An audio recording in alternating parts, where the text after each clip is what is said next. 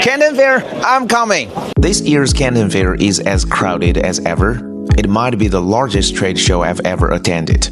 People zigzag through the crowds with luggage carts, while my feet are already sore just walking around. One buyer even joked that he comes here to lose weight. I come first, second, third phase, and April, October, all the time I'm here. It's the best time for me to do exercise. I go from D to B to A. I run around whole day.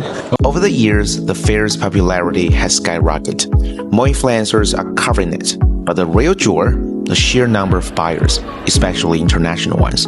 Though from my observation, European and American buyers have dwindled, replaced by crowds from India, Africa, the Middle East, and Russia.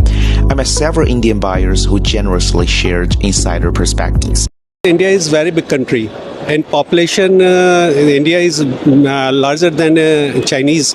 There is very big consumer market, but the machinery and equipments is not available in India. I think Chinese company should go to India and set up their plants and consultations office for many products, because there is a very big market in India. There's a problem with US, so the Chinese manufacturers should go for other markets Like Europe, even Africa, even South America. South America is America's neighbor, so it's a huge market. But many companies from China, they say the price here is very low. In China also there are many high-end manufacturers and many low-end manufacturers.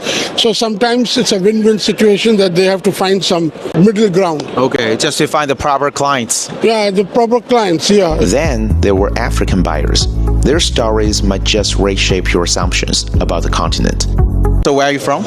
Ghana. We are the second largest economy in West Africa. Robotics and automation is something that is new, and it's still in its really early stages in Ghana, right? And so for me, it's an opportunity to explore the space and see what I can bring here to my country. For those Chinese companies, if they want to enter Ghana market or African market, do they need to pay attention to anything? I would say that they should come with an open mind. There's a lot of bias or misconception that you would have, especially from the narrative that you see on media, right? Before coming to China, this is my first time in China. A lot of projection from Western media makes it look like this place is... But coming here, I even find it in some ways even more advanced than a lot of Western countries, right? So I'd say that for companies or people looking to go to the emerging markets like Ghana, they should keep an open mind, not really pay attention to what the media is saying. I understand. So go there by yourself. See it by yourself. See it by yourself. See what problems are available and what opportunities you can take advantage of. So everyone in Ghana's English is so good? Yes, we speak a lot of English in Ghana. I'm from Nigeria. When you talk of Africa, you talk about Nigeria. Nigeria is a very big country, and I think Nigeria have the highest population in Africa. So if we want to do business with Africans, we should go there. Go to Nigeria. Nigeria is one of the biggest markets in Africa. Any business is okay. Any business? Yes, because Nigeria buy everything. A highlight this year, the new service robotics sections, especially Unitree Robotics near the entrance. Their agile robots dazzled, but when I asked buyers for reactions, their answers surprised me. It's a bit scary. Now it can flip. What else can it do, you know? This German entrepreneur in e-commerce had sharp trade insights. So what do you do? Selling on Amazon primarily in Germany and in Europe. How's the e-commerce industry in Germany? Amazon is really strong. I mean, it's the primary online marketplace in Germany. There's a very big potential in Germany to develop the e-commerce industry. Yeah, of course. Yeah, it's still growing.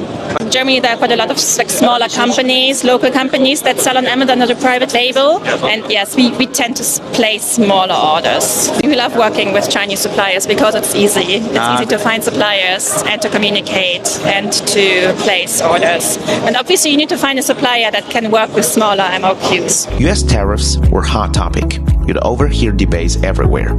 A massage device maker from Xiamen shared their struggles, mirroring many Chinese exporters. How's your business this year? Not too good because for the US market, it's turning down a little bit. Is the US market very important to you? About 20% for the all the company turnover. So how about those orders? Some orders already cancelled, and some goods are already produced that the client asked us to delay the shipping. So you must suffer a lot of loss. Yes, it's really disaster. I see attributes now. Actually, it's very, very popular. So those buyers are many from where? Many countries: Russia, Brazil, Japan, Korea, Okay. and some European countries also. But USA just a few. So which market is increasing now? For us, the Middle East market is increasing. This is my first time to see this little massage chair. How can you come up with this little idea? Because the economic now is not very good, and also people cannot buy very big house. We develop these new items that more people can use the very good massage chair. So no matter how tough the market is, but innovation product itself is the most crucial thing. Yeah. I also asked this Australian veteran for his opinion. Because you must be losing something like 25% of your total exports overnight. You have to encourage your domestic market. Will absorb some of the manufacturing capacity that you guys have got. The US has disposable income. Some parts of Europe have disposable income. South America's coming on, but Africa's still a long way behind. And of course, you'll be exporting more stuff to Australia. I read that there's 16 new automotive companies going to export to Australia, and we already have about 10 Chinese automotive manufacturers representative there. I don't know how they're going to sell cars to a population of 25 million people. But another African buyer tells another solution. China has 5,000-year history. Find a solution. Everything you have to go back to the past. So you mean we can find the answers in our history? Absolutely. 5,000 years. No another country has such an experience in the world. For MacroView, I interviewed a global payments executive. His perspective was eye-opening. From your numbers or from your experience or technologies, where is the next popular market? Like Latin American, like Middle East, like Southeast Asia, they all do have very good potential. Not only to move the supply chain there, but also the market itself. In Vietnam, the population there is very young, so they are willing to purchase like the consumer electronic products from China. Those markets, I think, both for our merchants, but also for us, for the Indian, we need to pay attention to. Latin America, Southeast Asia, and the UAE, Middle East are promising. Because recently, the USA has imposed a significant tariff on China. Yesterday is 245. Yeah. So from your numbers, from a payment company's perspective, do you think that will affect made in China? We also visit some of our clients who is like focusing on the US market.